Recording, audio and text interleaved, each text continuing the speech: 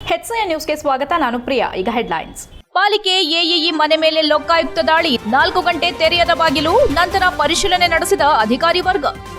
ರಾಗಿ ಖರೀದಿಯಲ್ಲಿ ಪಾರದರ್ಶಕ ವ್ಯವಸ್ಥೆ ಕಲ್ಪಿಸಿ, ಸಮಸ್ಯೆ ಆಗದಂತೆ ಎಚ್ಚರ ವಹಿಸಿ ಶಾಸಕ ಬಾಲಕೃಷ್ಣ ಸೂಚನೆ. ಆರೋಗ್ಯ ಇಲಾಖೆ ನೌಕರರ ಬೇಡಿಕೆ ಈಡೇರಿಸದ ಸರ್ಕಾರ, ಮಾರ್ಚ್ 11ರಿಂದ ಅನಿರ್ದಿಷ್ಟಾವಧಿ ಮುಷ್ಕರ, ಎಚ್ಚರಿಕೆ ನೀಡಿದ ಡಾಕ್ಟರ್ ವಿಜಯ್. ಮಹಾನಗರ ಪಾಲಿಕೆಯ ಸಹಾಯಕ ಕಾರ್ಯನಿರ್ವಹಣಾ ಇಂಜಿನಿಯರ್ ಎಂಸಿ ಸತ್ಯನಾರಾಯಣ ಅವರ ನಿವಾಸದ ಮೇಲೆ ಲೋಕಾಯುಕ್ತ ಅಧಿಕಾರಿಗಳು ದಾಳಿ ನಡೆಸಿದ ವೇಳೆ ಸುಮಾರು 4 ಗಂಟೆಗಳ ಕಾಲ ಮನೆ ಬಾಗಿಲು ತೆರೆಯದ ಘಟನೆ ನಗರದಲ್ಲಿ ಸಾಕಷ್ಟು ಕುತೂಹಲ ಮತ್ತು ಚರ್ಚೆಗೆ ಕಾರಣವಾಯಿತು. ನಂತರ ಕುಟುಂಬ ಬಾಗಿಲು ತೆಗೆದು ತನಿಖೆಗೆ ಸಹಕರಿಸಿದರು. ದಾಳಿಗೆ ತೆರಳಿದ್ದ ಲೋಕಾಯುಕ್ತ ಅಧಿಕಾರಿಗಳು ಬಾಗಿಲು ತೆರೆಯುವಂತೆ ಹಲವು ಬಾರಿ ಸೂಚನೆ ನೀಡಿದರೂ ಒಳಗಿನಿಂದ ಪ್ರತಿಕ್ರಿಯೆ ದೊರಕದ ಹಿನ್ನೆಲೆ ಅಧಿಕಾರಿಗಳು ಸ್ಥಳದಲ್ಲೇ ಕಾಯುವ ಪರಿಸ್ಥಿತಿ ನಿರ್ಮಾಣವಾಯಿತು. ಈ ಬೆಳವಣಿಗೆಯ ಹಿನ್ನೆಲೆಯಲ್ಲಿ ಸ್ಥಳಕ್ಕೆ ಲೋಕಾಯುಕ್ತ ಎಸ್ಪಿ ನಂದಿನಿ ಭೇಟಿ ನೀಡಿ ಮನೆಯ ಸುತ್ತಮುತ್ತ ಪರಿಶೀಲನೆ ನಡೆಸಿದ್ರು. ಅಲ್ಲಿದ್ದ ಅಧಿಕಾರಿಗಳಿಂದ ಸಂಪೂರ್ಣ ಮಾಹಿತಿ ಪಡೆದು ಪರಿಸ್ಥಿತಿಯನ್ನ ಅವಲೋಕಿಸಿದ್ರು. ನಂತರ ಮುಂದಿನ ಕ್ರಮಗಳ ಕುರಿತು ಸೂಚನೆ ನೀಡಿ ಸ್ಥಳದಿಂದ ತೆರಳಿದ್ರು. ಮನೆಯ ಬಾಗಿಲು ತೆರೆಯುವಂತೆ ಲೋಕಾಯುಕ್ತ ಅಧಿಕಾರಿಗಳು ಹಲವು ಬಾರಿ ಪ್ರಯತ್ನಿಸಿದ್ರೂ ಯಾವುದೇ ಪ್ರತಿಕ್ರಿಯೆ ಸಿಗಲಿಲ್ಲ. ಬಳಿಕ ಸ್ಥಳಕ್ಕೆ ಬಂದ ಪೊಲೀಸ್ ಅಧಿಕಾರಿಯೊಬ್ಬರು ಮನೆ ಹೊರಭಾಗದಲ್ಲಿದ್ದ ಸಿಸಿ ಕ್ಯಾಮೆರಾ ಗಮನಿಸಿ ಒಳಗಿರುವವರು ಸಿಸಿ ಕ್ಯಾಮೆರಾ ಹಾಗೂ ಟಿವಿ ಮೂಲಕ ಹೊರಗಿನ ಚಟುವಟಿಕೆಗಳನ್ನು ಗಮನಿಸುತ್ತಿರುವುದು ತಿಳಿಯುತ್ತಿದೆ ಎಂದು ಹೇಳಿ ತಕ್ಷಣವೇ ಬಾಗಿಲು ತೆರೆಯುವಂತೆ ಸೂಚನೆ ನೀಡಿದ್ರು. ಇದರ ನಡುವೆ ಸತ್ಯನಾರಾಯಣ ಅವರ ಸಂಬಂಧಿಕರಾಗಿರುವ ಮಹಿಳೆಯೊಬ್ಬರು ಸ್ಥಳಕ್ಕೆ ಬಂದು ಬಾಗಿಲು ತಟ್ಟುತ್ತಾ ಒಳಗಿರುವವರನ್ನ ಕೂಗಿ ಕರೆ ಮಾಡಿದ್ರೂ ಯಾವುದೇ ಪ್ರತಿಕ್ರಿಯೆ ದೊರಕಲಿಲ್ಲ. ನಂತರ ಅಧಿಕಾರಿಗಳು ಮನೆಯ ಕಾರ್ ಶೆಡ್ ಬಾಗಿಲು ತೆರೆಯಲು ಹರಸಾಹಸ ಪಟ್ಟರೂ ಅದು ಸಾಧ್ಯವಾಗಲಿಲ್ಲ. ಬಳಿಕ ಮನೆಯೊಳಗೆ ಪ್ರವೇಶಿಸಲು ಅಧಿಕಾರಿಗಳು ವಾಹನದ ಮೇಲೆ ಹತ್ತಿ ಬಾಲ್ಕನಿ ಮೂಲಕ ಒಳನುಗ್ಗಲು ಪ್ರಯತ್ನಿಸಿದ್ರೂ ಪ್ರಯೋಜನವಾಗಲಿಲ್ಲ.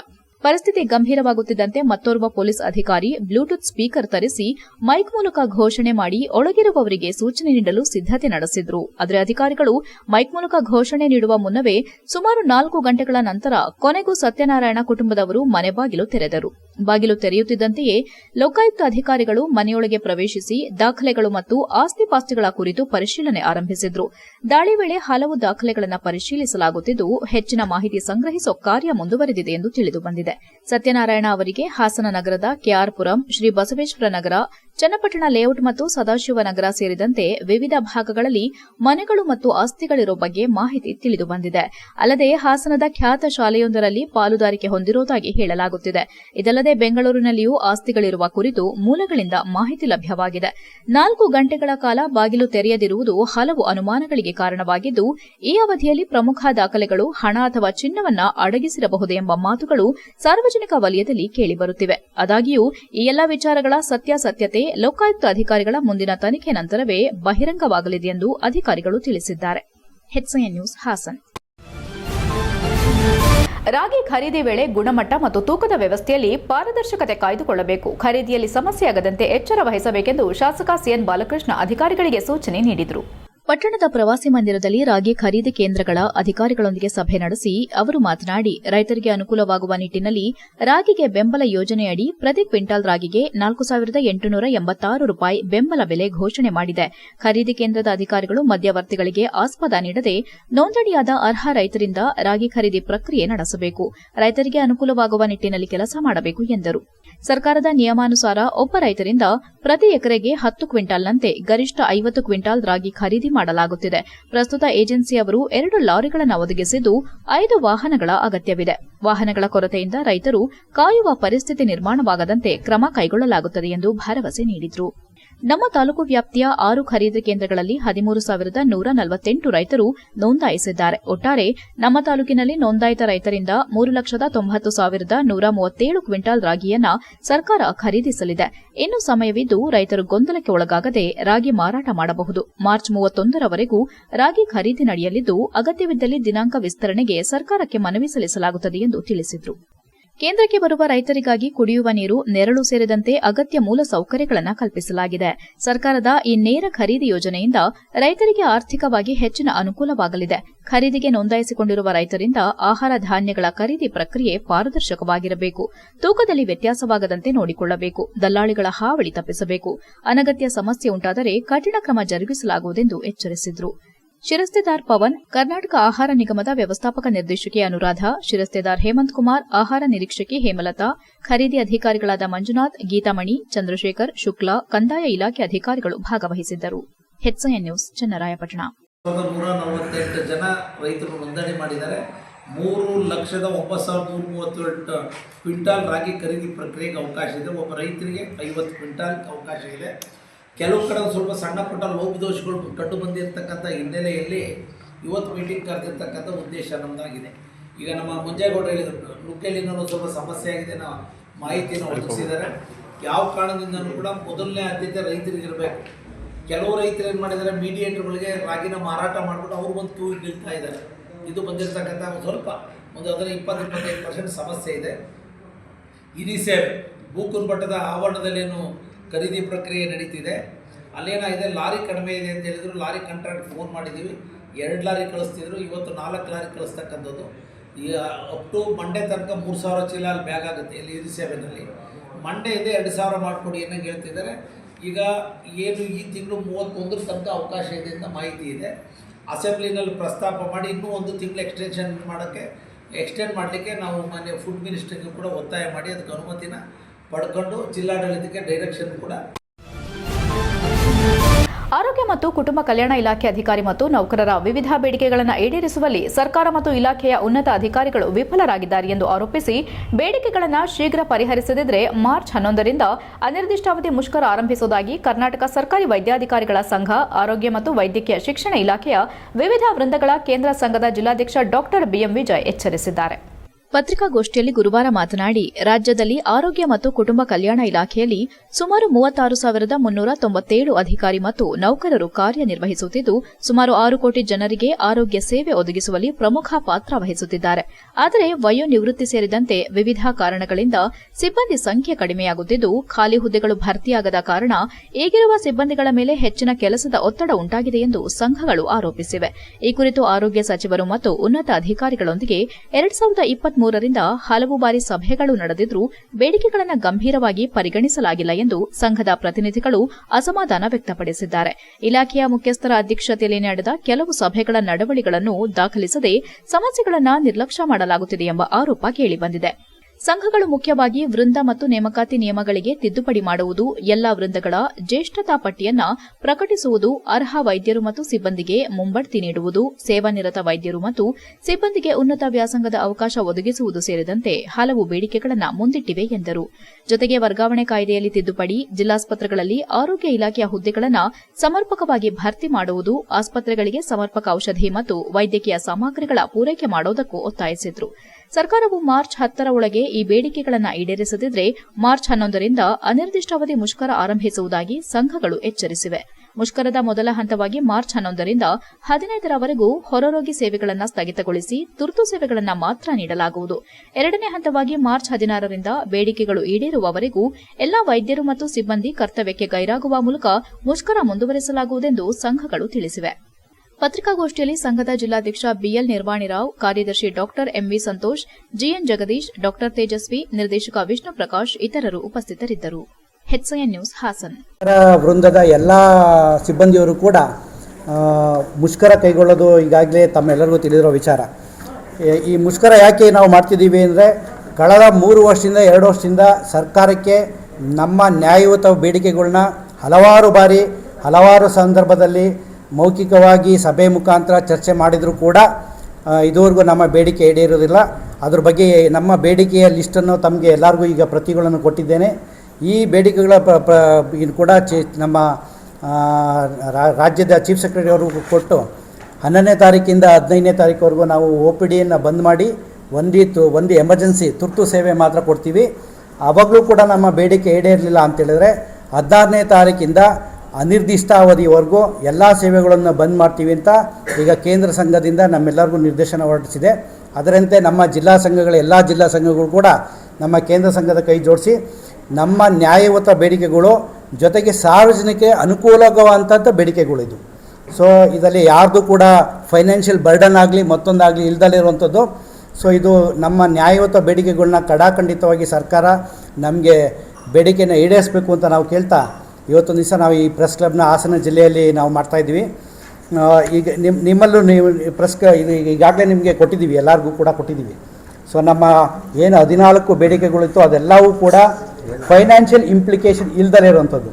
ಸೊ ಮೊದಲನೇ ಬೇಡಿಕೆ ನಾವು ಭಾಳ ವರ್ಷದಿಂದ ಕೇಳ್ತಿರೋದು, ಭಾಳ ಸಿಂಪಲ್ ಆಗಿರೋಂಥದ್ದು, ಯಾವಾಗ ಬೇಕಾದ್ರೂ ಇದು ಆಗುವಂಥ ಕೆಲಸನ ಸುಮಾರು 25 ವರ್ಷ ಆದರೂ ಕೂಡ ಆಗಿಲ್ಲ. ನಾನು ಕೆಲಸಕ್ಕೆ ಸೇರಿದಾಗ್ಲಿಂದನೂ ಕೂಡ C&R ಅವರು ವೃಂದ ಮತ್ತು ನೇಮಕಾತಿನ ನಾವು ಕೇಳ್ತಾನೆ ಇದ್ದೀವಿ. ಎಲ್ಲ ರೂಪುರೇಷೆಗಳನ್ನು ಕೂಡ. HCN ನ್ಯೂಸ್ನಲ್ಲಿ ಈಗ ಒಂದು ಪುಟ್ಟ ಬ್ರೇಕ್.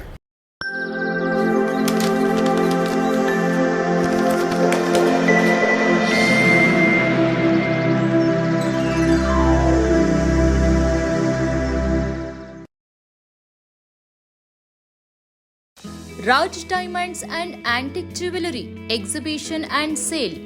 ರಾಜ್ ಡೈಮಂಡ್ ಸಾಂಪ್ರದಾಯಿಕ ಮತ್ತು ಆಧುನಿಕ ವಜ್ರಾಭರಣಗಳ ಪ್ರದರ್ಶನ ಮತ್ತು ಮಾರಾಟ.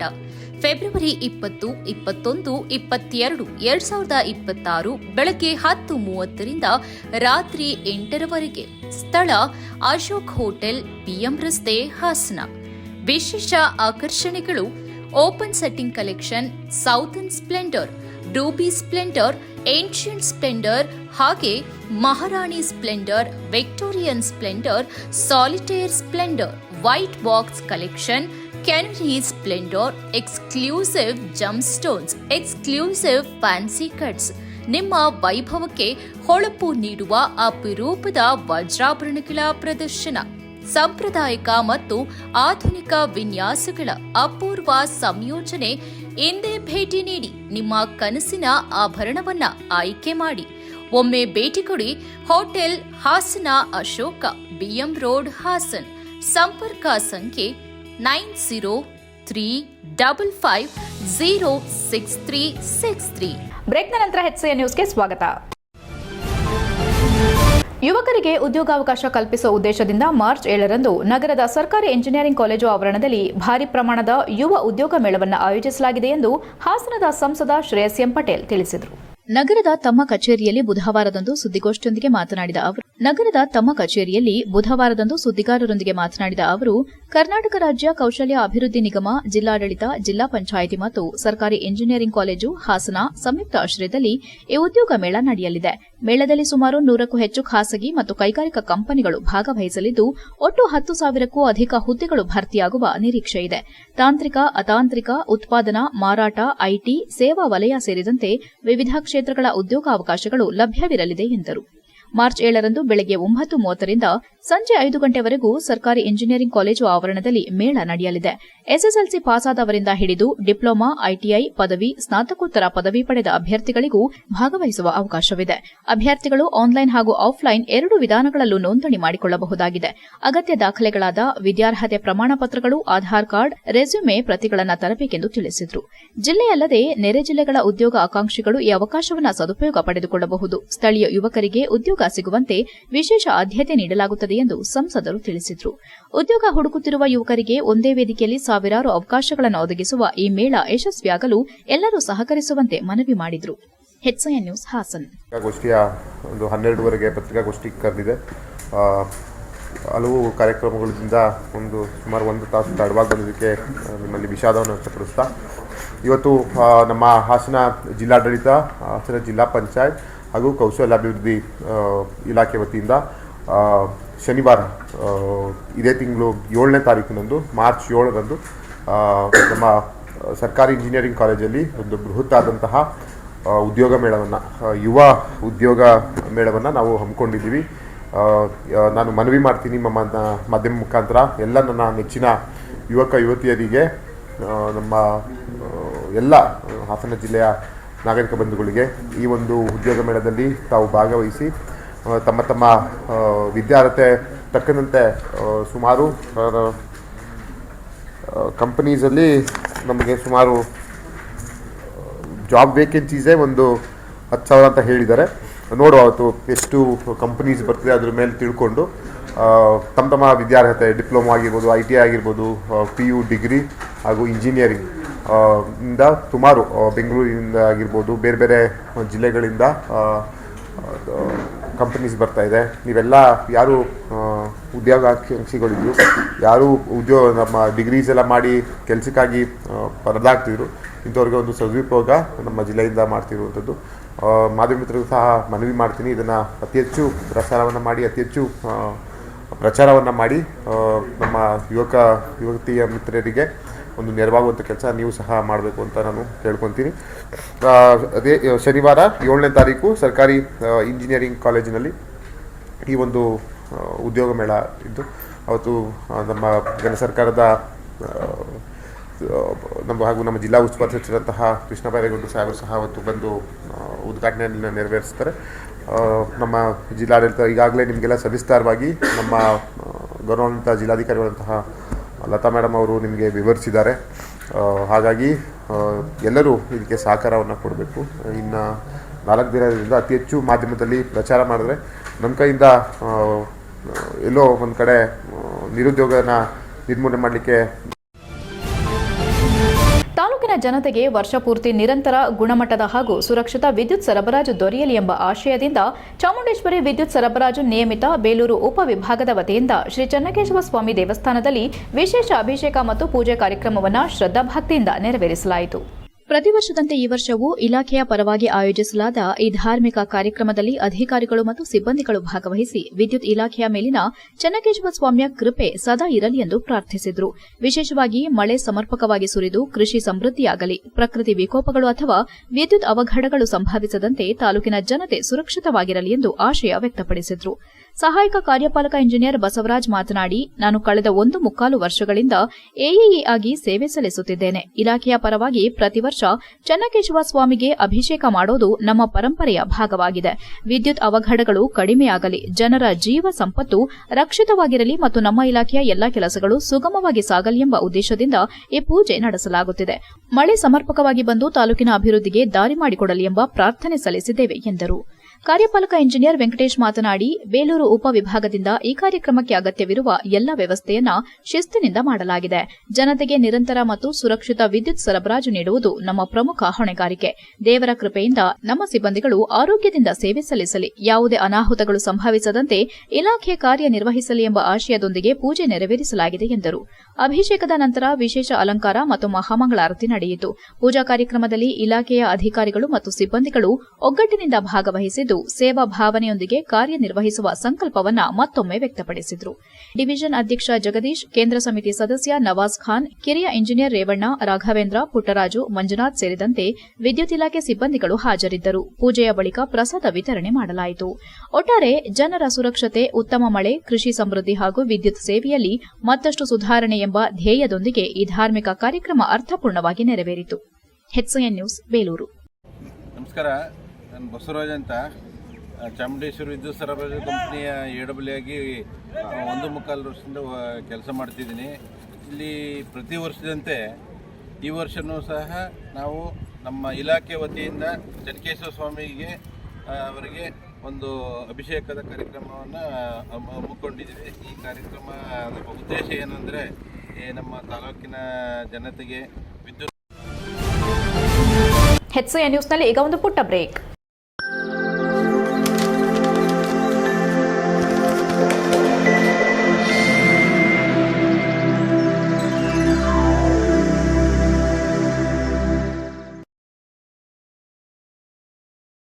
ಬ್ರೇಕ್ನ ನಂತರ HCN ನ್ಯೂಸ್ಗೆ ಸ್ವಾಗತ. ಅಂತಾರಾಷ್ಟ್ರೀಯ ಮಹಿಳಾ ದಿನಾಚರಣೆ ಅಂಗವಾಗಿ ಕರ್ನಾಟಕ ರಾಜ್ಯ ಮಹಿಳಾ ದೌರ್ಜನ್ಯ ವಿರೋಧಿ ಒಕ್ಕೂಟ ಹಾಸನ ಜಿಲ್ಲಾ ಘಟಕದ ವತಿಯಿಂದ ಮಾರ್ಚ್ 7 ಮತ್ತು 8ರಂದು ಅಂತಾರಾಷ್ಟ್ರೀಯ ಮಹಿಳಾ ದಿನಾಚರಣೆಯನ್ನು ಆಚರಿಸಲು 2 ದಿನಗಳ ಕಾಲ ಜಾಥಾ, ಸಾರ್ವಜನಿಕ ಸಮಾವೇಶ, ಮೌನ ಜಾಗೃತಿ ಕಾರ್ಯಕ್ರಮ ಮತ್ತು ವಿಚಾರ ಸಂಕಿರಣವನ್ನು ಆಯೋಜಿಸಲಾಗಿದೆ ಎಂದು ಸಂವಿಧಾನ ಓದು ರಾಜುಗೋರೂರು ತಿಳಿಸಿದರು. ಪತ್ರಿಕಾಗೋಷ್ಠಿಯಲ್ಲಿ ಬುಧವಾರ ಮಾತನಾಡಿ, ಮಾರ್ಚ್ 7ರಂದು ಬೆಳಗ್ಗೆ 9:30ಕ್ಕೆ ಹಾಸನ ನಗರದ ಮಹಾರಾಜ ಉದ್ಯಾನವನದಲ್ಲಿರುವ ಬಯಲು ರಂಗಮಂದಿರದಲ್ಲಿ ಜಾಥಾಕ್ಕೆ ಚಾಲನೆ ದೊರೆಯಲಿದೆ. ಕಾರ್ಯಕ್ರಮವನ್ನು ಸಾಮಾಜಿಕ ಹೋರಾಟಗಾರ್ತಿ, ಲೇಖಕಿ ಮತ್ತು ನ್ಯಾಯವಾದಿ ತೀಸ್ತಾ ಸೆಟಲ್ವಾಡ್ ಉದ್ಘಾಟಿಸಲಿದ್ದಾರೆ. ಲೈಂಗಿಕ ಅಲ್ಪಸಂಖ್ಯಾತರ ಹಕ್ಕುಗಳ ಹೋರಾಟಗಾರ್ತಿ ಅಕ್ಕೈ ಪದ್ಮಶಾಲಿ ವಿಶೇಷ ಭಾಷಣ ಮಾಡಲಿದ್ದಾರೆ. ಜಾಥಾ ಮಹಾರಾಜ ಉದ್ಯಾನವನದಿಂದ ಸಾಲಗಾಮೆ ರಸ್ತೆ, ಸಹ್ಯಾದ್ರಿ ವೃತ್ತ, ಆರ್ಸಿ ರಸ್ತೆ, ಹಳೆ ಬಸ್ ನಿಲ್ದಾಣ, ಎನ್ಆರ್ ವೃತ್ತ, ಭಗತ್ ಸಿಂಗ್ ವೃತ್ತ, ಸುಭಾಷ್ ವೃತ್ತದ ಮೂಲಕ ಹಾಸನಾಂಬ ಕಲಾಕ್ಷೇತ್ರ ತಲುಪಲಿದೆ. ಮೆರವಣಿಗೆಯ ವೇಳೆ ಹೋರಾಟದ ಹಾಡುಗಳು, ಘೋಷಣೆಗಳು ಮತ್ತು ಜಾಗೃತಿ ಸಂದೇಶಗಳೊಂದಿಗೆ ಮಹಿಳೆಯರು ದೌರ್ಜನ್ಯ ವಿರೋಧಿ ಕಂಠಹಾರ ಹಾಕಲಿದ್ದಾರೆ ಎಂದರು. ದೌರ್ಜನ್ಯವೆಂದು ಸಹಿಸುವುದಿಲ್ಲ, ನ್ಯಾಯ ದಕ್ಕದೆ ಬಿಡೋದಿಲ್ಲ ಎಂಬ ಘೋಷಣೆಯೊಂದಿಗೆ ಕಾರ್ಯಕ್ರಮ ನಡೆಯಲಿದೆ ಎಂದರು. ಜಾಥಾ ನಂತರ ಹಾಸನಾಂಬ ಕಲಾಕ್ಷೇತ್ರದಲ್ಲಿ ಬೆಳಗ್ಗೆ 11:30ಕ್ಕೆ ಬೃಹತ್ ಸಾರ್ವಜನಿಕ ಸಮಾವೇಶ ನಡೆಯಲಿದೆ. ಸಂವಿಧಾನ ಪೀಠಿಕೆಯ ಓದು, ಮಹಿಳಾ ಹಕ್ಕುಗಳ ಕುರಿತ ಪ್ರಾಸ್ತಾವಿಕ ಭಾಷಣ, ಮಹಿಳಾ ಚೈತನ್ಯ ದಿನದ ವಿಶೇಷ ಮಾತು ಮತ್ತು ಹಕ್ಕೊತ್ತಾಯ ಮಂಡನೆ ನಡೆಯಲಿದೆ. ಈ ಸಂದರ್ಭದಲ್ಲಿ ಹಾಸನ ಮಣ್ಣಿನ ಹೆಣ್ಣು ದನಿಗಳು ಎಂಬ ಸಾಂದರ್ಭಿಕ ಗ್ರಂಥ ಬಿಡುಗಡೆಗೊಳ್ಳಲಿದೆ. ರಾಜ್ಯದ ವಿವಿಧ ಜಿಲ್ಲೆಗಳಿಂದ ಆಗಮಿಸುವ ಮಹಿಳಾ ಹೋರಾಟಗಾರ್ತಿಯರು, ಸಂಘಟನೆಗಳ ಪ್ರತಿನಿಧಿಗಳು ಮತ್ತು ಸಮಾಜ ಸೇವಕರು ತಮ್ಮ ಸಹಮತದ ನುಡಿಗಳನ್ನು ಹಂಚಿಕೊಳ್ಳಲಿದ್ದಾರೆ. ಅದೇ ದಿನ ಸಂಜೆ 6 ಗಂಟೆಗೆ ಮಹಾವೀರ ವೃತ್ತದಲ್ಲಿ ಕಪ್ಪು ಉಡುಪಿನಲ್ಲಿ ಮಹಿಳೆಯರು ಭಾಗವಹಿಸುವ ಮೌನ ಜಾಗೃತಿ ಕಾರ್ಯಕ್ರಮ ನಡೆಯಲಿದೆ. ಸರ್ವ ಜನಾಂಗದ ಶಾಂತಿಯ ದೇಶ ಎಂಬ ಸಂದೇಶದೊಂದಿಗೆ ದೌರ್ಜನ್ಯ ವಿರುದ್ಧ ನಿಶ್ಶಬ್ದ ಪ್ರತಿಭಟನೆ ನಡೆಯಲಿದೆ ಎಂದರು. ಮಾರ್ಚ್ 8ರಂದು ಬೆಳಗ್ಗೆ 9:30ಕ್ಕೆ ಹಾಸನಾಂಬ ಕಲಾಕ್ಷೇತ್ರದಲ್ಲಿ ಮಹಿಳಾ ದೌರ್ಜನ್ಯ ಸವಾಲುಗಳು, ಬಿಡುಗಡೆಯ ಸಾಧ್ಯತೆಗಳು ಎಂಬ ವಿಷಯದ ಮೇಲೆ ವಿಚಾರ ಸಂಕಿರಣ ನಡೆಯಲಿದೆ. ದೇಹ ರಾಜಕಾರಣ ಮತ್ತು ಲೈಂಗಿಕ ದೌರ್ಜನ್ಯ, ಹೆಣ್ಣು ಮಕ್ಕಳ ಕಣ್ಮರೆ, ಜಾತಿ ಮತ್ತು ಲಿಂಗದ ಅಂತರ ಸಂಬಂಧ ಸೇರಿದಂತೆ ಹಲವು ಮಹತ್ವದ ವಿಷಯಗಳ ಮೇಲೆ ತಜ್ಞರು ಚರ್ಚಿಸಲಿದ್ದಾರೆ. ಉದ್ಘಾಟನಾಗೋಷ್ಠಿಯಲ್ಲಿ ಪ್ರೊಫೆಸರ್ ಆರ್ ಸುನಂದಮ್ಮ ಮತ್ತು professor Shahida, Hosapete doctor TM Usharani, Jayalakshmi Munivenkategowda, Taraswamy, doctor Shailaja Karkada, Geetha Kiran, ಬೇಲೂರಿನ ಸಿ ಸೌಭಾಗ್ಯ ಭಾಗವಹಿಸಲಿದ್ದಾರೆ. ಗೋಷ್ಠಿ ಒಂದರಲ್ಲಿ ದೇಹ ರಾಜಕಾರಣ ಮತ್ತು ಲೈಂಗಿಕ ದೌರ್ಜನ್ಯ ಕುರಿತು ಡಾಕ್ಟರ್ ವಿನಯ್ ಒಕ್ಕುಂದ, ಧಾರವಾಡ ಮಾತನಾಡಲಿದ್ದಾರೆ. ಕರ್ನಾಟಕ ಲೋಕಾಯುಕ್ತ ಪೊಲೀಸ್ ಅಧೀಕ್ಷಕರಾದ BN Nandini, BS Kalavathi Madhusudan, HM Nazima ಇತರರು ಪಾಲ್ಗೊಳ್ಳುವರು. ಗೋಷ್ಠಿ 2ರಲ್ಲಿ ಹೆಣ್ಣು ಮಕ್ಕಳ ಕಣ್ಮರೆ ಕುರಿತು ಮೈಸೂರಿನ ಒಡನಾಡಿ ಸಂಸ್ಥೆಯ ಸ್ಟ್ಯಾನ್ಲಿ ನಡೆಸಿಕೊಡುವರು. ಈ ವೇಳೆ ಕೋಲಾರದ ಗಮನ ಮಹಿಳಾ ಸಮೂಹದ ಎಂ ಲಕ್ಷ್ಮೀದೇವಿ ಪ್ರತಿಕ್ರಿಯೆ ನೀಡುವರು. ಮಾನಗೇಡಿ ಹತ್ಯೆ ಮತ್ತು ಜಾತಿ ದೌರ್ಜನ್ಯಂತಹ ಸಂಬಂಧ ಕುರಿತು ಮೈಸೂರಿನ ಡಾಕ್ಟರ್ ಎಂಎ ಜಾಹಿದಾ ಮಾತನಾಡುವರು. ಬೆಂಗಳೂರಿನ ಕೆಸ್ತಾರ ಮೌರ್ಯ ಪ್ರತಿಕ್ರಿಯೆ ಕೊಡುವರು. ಅಧ್ಯಕ್ಷತೆಯನ್ನ ಬೆಳಗಾವಿಯ ಪ್ರಾದೇಶಿಕ ಆಯುಕ್ತರಾದ ಕೆಎಂ ಜಾನಕಿ ನಡೆಸಿಕೊಡುವರು ಎಂದರು. ಪತ್ರಿಕಾಗೋಷ್ಠಿಯಲ್ಲಿ ಮುಖಂಡರಾದ ರಾಜಶೇಖರ್, ಕುಮಾರಯ್ಯ, ದೇವೇಗೌಡ, ವಿಜಯ್ ಕುಮಾರ್, ಮಮತಾ ಹಾಗೂ ಇತರರು ಉಪಸ್ಥಿತರಿದ್ದರು. HCN news Hassan. ಅದೇ ದಿನ ಸಂಜೆ 6 ಗಂಟೆಗೆ ವುಮೆನ್ ಇನ್ ಬ್ಲ್ಯಾಕ್ ಕಪ್ಪು ಉಡುಗೆ ಸಮವಸ್ತ್ರದಲ್ಲಿ ಮಹಿಳೆಯರು ಮಹಾವೀರ ಸರ್ಕಲ್ನಿಂದ ಅಂಬೇಡ್ಕರ್ ಭವನದವರೆಗೆ ಕ್ಯಾಂಡಲ್ ಹಿಡಿದು ಮೌನ ಮೆರವಣಿಗೆಯನ್ನು ಕೂಡ ಅವತ್ತಿನ ದಿನ ಆಯೋಜಿಸಲಾಗಿದೆ. 8ನೇ ತಾರೀಕು 9:30 ಗಂಟೆಗೆ ವಿದ್ಯುಕ್ತವಾಗಿ ಕಾರ್ಯಕ್ರಮ ಗೋಷ್ಠಿಗಳು ಪ್ರಾರಂಭವಾಗ್ತವೆ. ಗೋಷ್ಠಿಗಳಲ್ಲಿ ಅನೇಕ ಜನಪರವಾದಂಥ, ಮಹಿಳಾ ಪರವಾದಂಥ, ಮಹಿಳೆಯ ದೌರ್ಜನ್ಯಕ್ಕೆ ಸಂಬಂಧಿಸಿದ ವಿಷಯಗಳ ಬಗ್ಗೆ ಮತ್ತು ಮರ್ಯಾದೆ ಹತ್ಯೆ ಕುರಿತಂಥ ವಿಷಯಗಳ ಬಗ್ಗೆ, ಮಹಿಳೆಯ ಸ್ವಾತಂತ್ರ್ಯ, ಸ್ವಾಭಿಮಾನ, ಘನತೆ ಮತ್ತು ಆರ್ಥಿಕ, ಸಾಮಾಜಿಕ, ಶೈಕ್ಷಣಿಕ, ಧಾರ್ಮಿಕ ಸ್ವಾತಂತ್ರ್ಯದ ಬಗ್ಗೆ ಅನೇಕ ವಿಚಾರಗೋಷ್ಠಿಗಳು ಅವತ್ತಿನ ದಿನ ಜರುಗ್ತವೆ. ಇದೇ ಸಂದರ್ಭದಲ್ಲಿ ಹಾಸನದ ಹೆಣ್ಣು ಮಕ್ಕಳ ಮಣ್ಣಿನ ಧ್ವನಿಗಳು ಪುಸ್ತಕನೂ ಕೂಡ ಬಿಡುಗಡೆಯಾಗಲಿದೆ. ಈ ವಿಷಯವನ್ನು ನಾವು ಸಂವಿಧಾನ ಓದು ಅಭಿಯಾನ ಬಳಗ ನನ್ನೆಲ್ಲ ಪತ್ರಿಕಾ ಮಾಧ್ಯಮದ ಮೂಲಕ, ವಿದ್ಯುನ್ಮಾನ ಮೂಲಕ ಈ ಜಿಲ್ಲೆಯ ಜನತೆಗೆ ಮತ್ತೆಲ್ಲ ಪ್ರಗತಿಪರ ಸಂಘಟಕರು ಕೂಡ ಇದರಲ್ಲಿ ಇರೋದ್ರಿಂದ ಮತ್ತೊಮ್ಮೆ ಎಲ್ಲರಿಗೂ ಕೂಡ ಮನವಿಯನ್ನು ಮಾಡಿಕೊಳ್ತಾ, ಒಳ ಮೀಸಲಾತಿ ವಿಚಾರದಲ್ಲಿ ಸಮಾಜವನ್ನು ವಿಭಜಿಸುವ ರೀತಿಯ ಗೊಂದಲ ಸೃಷ್ಟಿಸಲಾಗುತ್ತಿದೆ. ಅವೈಜ್ಞಾನಿಕ ವರದಿ ಆಧಾರದ ಮೇಲೆ ಒಳ ಮೀಸಲಾತಿ ಜಾರಿಗೊಳಿಸಬಾರದೆಂದು ಮಾಜಿ ಪುರಸಭಾ ಅಧ್ಯಕ್ಷ ಮತ್ತು ಹಾಲಿ ಸದಸ್ಯ ದಾನಿ ಪತ್ರಿಕಾಗೋಷ್ಠಿಯಲ್ಲಿ ಆಗ್ರಹಿಸಿದರು.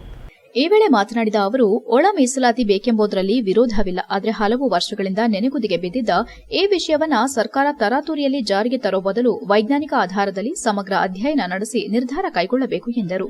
ಮುಖ್ಯಮಂತ್ರಿ ಸಿದ್ದರಾಮಯ್ಯ ಅವರ ಸರ್ಕಾರ ಸದುದ್ದೇಶದಿಂದ ನ್ಯಾಯಮೂರ್ತಿ ನಾಗಮೋಹನ್ ದಾಸ್ ಅವರ ಮೂಲಕ ಜನಗಣತಿ ನಡೆಸಿದೆ. ಆದರೆ ಮೊದಲ ದಿನದಿಂದಲೇ ಈ ಸಮೀಕ್ಷೆಯಲ್ಲಿ ಸಾಫ್ಟ್ವೇರ್ ಗೊಂದಲ, ಶಿಕ್ಷಕರು ಮತ್ತು ಸಿಬ್ಬಂದಿ ಜನರನ್ನ ಸಮರ್ಪಕವಾಗಿ ಸಂಪರ್ಕಿಸದಿರುವುದು, ಹಲವು ಸಮಸ್ಯೆಗಳು ಕಂಡುಬಂದಿದೆ.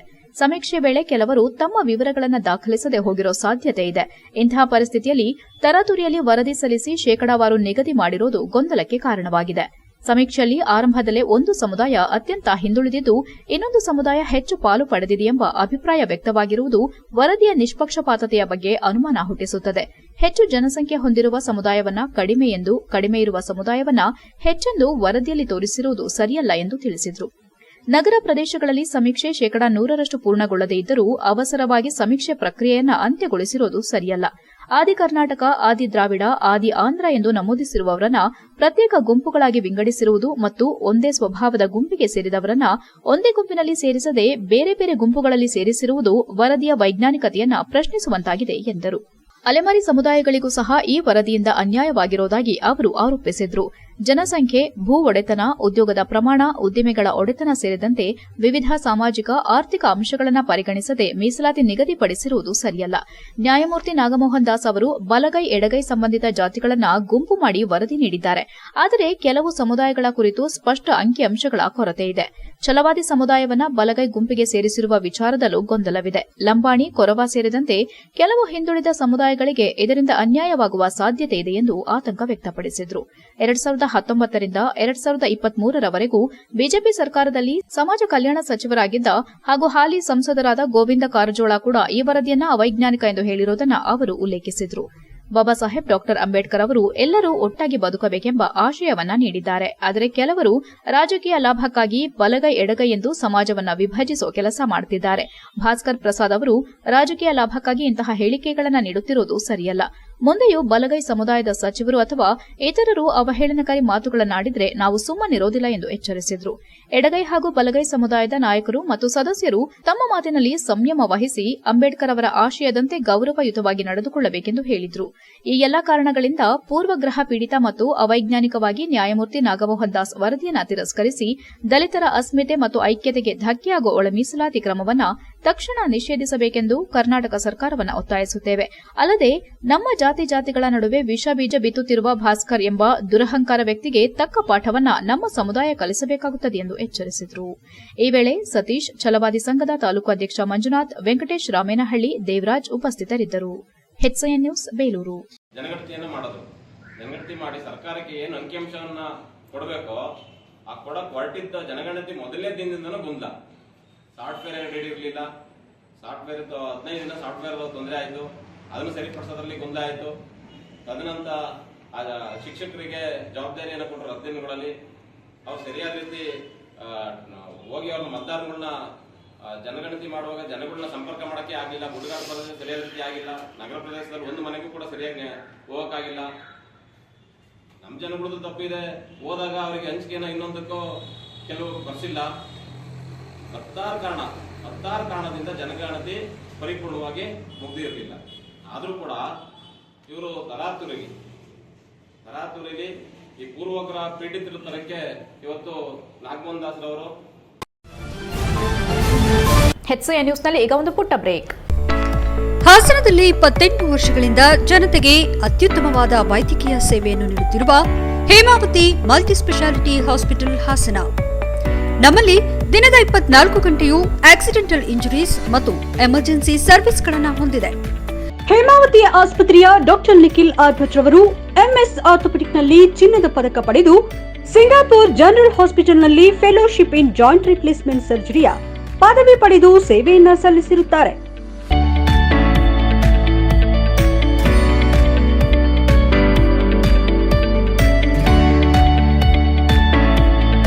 ನಮ್ಮಲ್ಲಿ ಆಂಬ್ಯುಲೆನ್ಸ್ ಸೇವೆಯೂ ಲಭ್ಯ.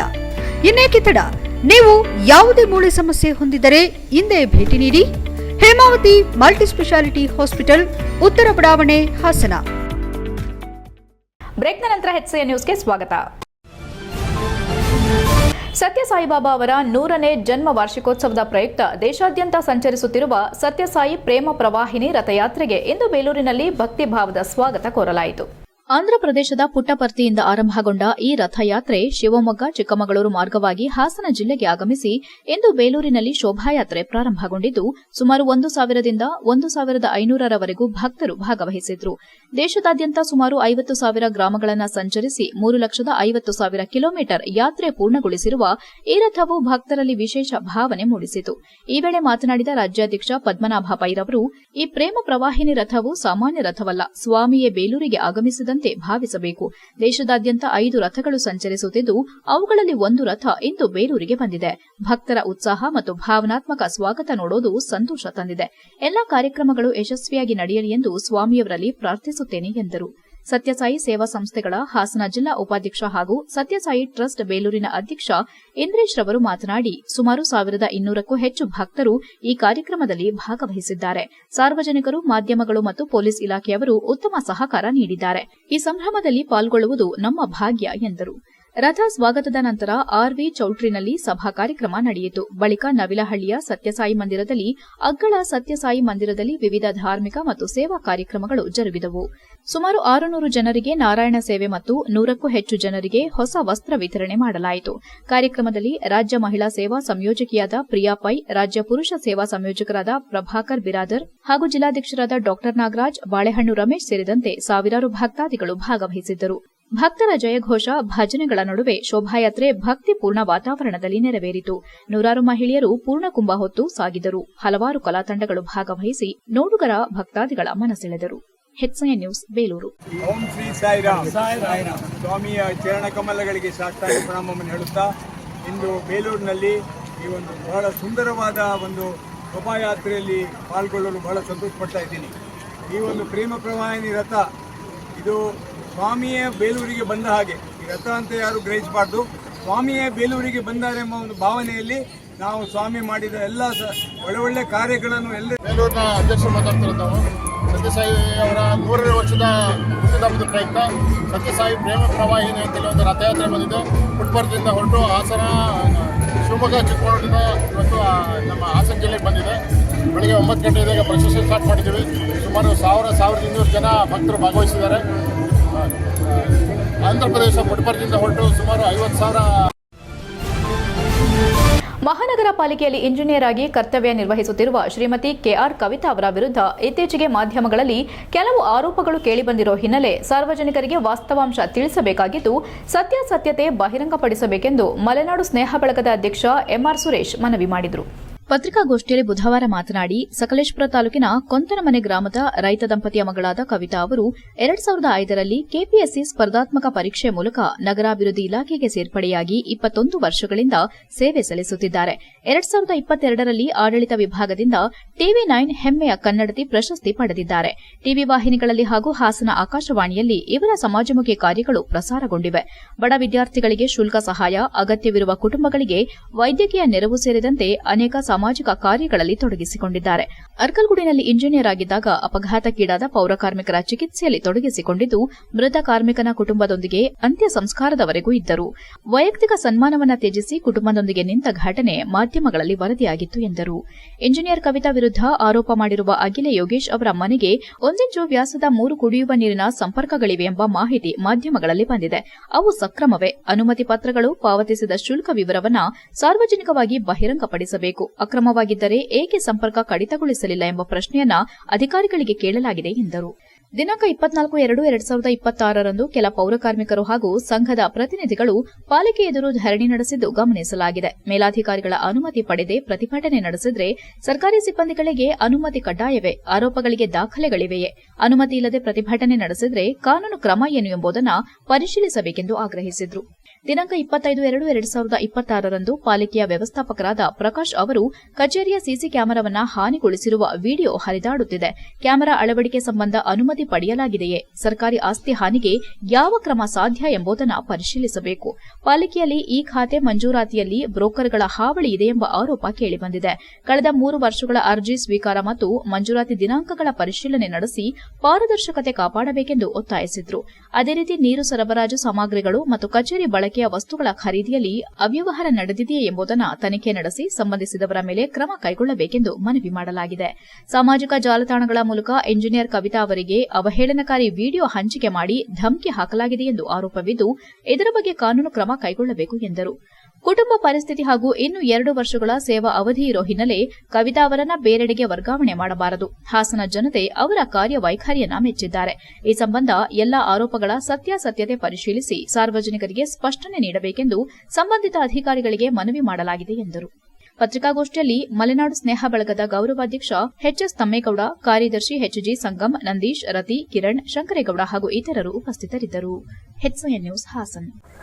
ಆಗು ಹೋಗುಗಳ ಬಗ್ಗೆ ಇವತ್ತು ನಾವು ಈ ಪತ್ರಿಕಾಗೋಷ್ಠಿಯನ್ನು ಮಾಡಲಿಕ್ಕೆ ಬಂದಿದ್ದೀವಿ. ಏನೋ ಈ ಹಿಂದೆ 1 ತಿಂಗಳ ಹಿಂದೆ ಮಹಾನಗರ ಪಾಲಿಕೆಗೆ ಒಂದು ವಯಸ್ಸಾದ ಒಂದು ಅಜ್ಜಿಯವರು ದೂರು ಕೊಡ್ಲಿಕ್ಕೆ ಬರ್ತಾರೆ. ನನ್ನ ಮನೆಗೆ ನೀರು ಬರ್ತಾ ಇಲ್ಲ ಅಂತಕ್ಕಂಥ ಒಂದು ದೂರು ಕೊಡ್ಲಿಕ್ಕೆ ಬರ್ತಾರೆ ಉದಯಗಿರಿಯಿಂದ. ಅದನ್ನು ಮಲೆನಾಡಿನ ಮಹಿಳಾ ಅಧಿಕಾರಿಯಾಗಿರ್ತಕ್ಕಂಥ ಕವಿತಾ ಅವ್ರನ್ನ ಭೇಟಿ ಮಾಡಿ ಅವರಿಗೆ ಮನವಿ ಸಲ್ಲಿಸ್ತಾರೆ, ದೂರನ್ನು ಸಲ್ಲಿಸ್ತಾರೆ. ಅವರು ಈ ವಿಚಾರವನ್ನು ಮನಗಂಡು ಪರಿಶೀಲಿಸಲಾಗಿ ಅಲ್ಲಿ ನೀರು ಬರ್ತಾ ಇಲ್ಲ. ಕಾರಣ ಏನಂತ ಹೇಳಿದ್ರೆ, ಪಕ್ಕದಲ್ಲಿರ್ತಕ್ಕಂಥ ಒಬ್ಬ ಗೌಡ್ರ ಮನೆ, ಆ ಗೌಡ್ರ ಮನೆಗೆ ಅಕ್ರಮವಾಗಿ 3 ನಲ್ಲಿಗಳು ನೀರು ಹೋಗ್ತಾ ಇದೆ, ಅಲ್ಲಿಂದ ಮುಂದಕ್ಕೆ ನೀರು ಹರಿತಾ ಇಲ್ಲ ಅಂತಕ್ಕಂಥ ಒತ್ತಡವನ್ನು ಅಲ್ಲಿನ ವಾಟರ್ಮೆನ್ನವರು ಇವ್ರ ಗಮನಕ್ಕೆ ತರ್ತಾರೆ, ಪರಿಶೀಲಿಸ್ತಾರೆ. ಆವಾಗ ಕವಿತಾ ಮೇಡಮ್ನವರು ವರದಿ ಕೊಡ್ತಾರೆ ಹಿರಿಯ ಅಧಿಕಾರಿಗಳಿಗೆ, ಈ ರೀತಿ ಅಕ್ರಮವಾಗಿ 3 ನಲ್ಲಿಗಳನ್ನು ಹಾಕ್ಕೊಂಡಿದ್ದಾರೆ, ಕೂಡಲೇ ಅದನ್ನು ಕಡಿತಗೊಳಿಸಬೇಕು ಅಂಥೇಳಿ ಹಿರಿಯ ಅಧಿಕಾರಿಗಳಿಗೆ ವರದಿಯನ್ನು ಸಲ್ಲಿಸ್ತಾರೆ. ಈ ವಿಚಾರ ತಿಳಿದ ತಕ್ಷಣ ಅಖಿಲ ಯೋಗೇಶ್ ಅಂತಕ್ಕಂಥವ್ರು ಬಂದು ನಮ್ಮ ಮಲೆನಾಡು ಭಾಗದಿಂದ ಸುಮಾರು 22-23 ವರ್ಷಗಳ ಹಿಂದೆ ವಿದ್ಯುತ್ ಕರೆಂಟೇ ಇಲ್ಲತಕ್ಕಂತಹ ಊರಿನಲ್ಲಿ ಒಬ್ಬರು ಮಹಿಳೆಯರು ವಿದ್ಯಾಭ್ಯಾಸವನ್ನು ಮಾಡ್ಕೊಂಡು KPSC ಎಕ್ಸಾಮ್ ಬರೆದು ಒಂದು ಹುದ್ದೆಯನ್ನು ದಕ್ಕಿಸ್ಕೊಂಡಿರ್ತಕ್ಕಂಥವ್ರು. ಅವರು ಅಖಿಲ ಯೋಗೇಶ್ ಅಂತಕ್ಕಂಥವರು ಏಕಾಏಕಿ ತಮ್ಮ ತಂಡದ ದಂಡು ದಾಳಿ ಸಮೇತವಾಗಿ ಒಬ್ಬ ಮಹಿಳಾ ಅಧಿಕಾರಿಯನ್ನು ಯಾವ ರೀತಿ ಭೇಟಿ ಮಾಡಬೇಕು ಅಂತಕ್ಕಂಥ ಸೌಜನ್ಯ. ಕೊನೆಯಲ್ಲಿ ಮತ್ತೊಮ್ಮೆ ಮುಖ್ಯಾಂಶಗಳು. ಪಾಲಿಕೆ ಎಇಇ ಮನೆ ಮೇಲೆ ಲೋಕಾಯುಕ್ತ ದಾಳಿ, 4 ಗಂಟೆ ತೆರೆಯದ ಬಾಗಿಲು, ನಂತರ ಪರಿಶೀಲನೆ ನಡೆಸಿದ ಅಧಿಕಾರಿ ವರ್ಗ. ರಾಗಿ ಖರೀದಿಯಲ್ಲಿ ಪಾರದರ್ಶಕ ವ್ಯವಸ್ಥೆ ಕಲ್ಪಿಸಿ, ಸಮಸ್ಯೆ ಆಗದಂತೆ ಎಚ್ಚರ ವಹಿಸಿ, ಶಾಸಕ ಬಾಲಕೃಷ್ಣ ಸೂಚನೆ. ಆರೋಗ್ಯ ಇಲಾಖೆ ನೌಕರರ ಬೇಡಿಕೆ ಈಡೇರಿಸದ ಸರ್ಕಾರ, ಮಾರ್ಚ್ 11ರಿಂದ ಅನಿರ್ದಿಷ್ಟಾವಧಿ ಮುಷ್ಕರ, ಎಚ್ಚರಿಕೆ ನೀಡಿದ ಡಾಕ್ಟರ್ ವಿಜಯ್. ಇಷ್ಟೊತ್ತು ನೀವು ನೋಡಿದ್ದು ಹಾಸನದ ಸುದ್ದಿ ಅಂದ್ರೆ HCN ನ್ಯೂಸ್.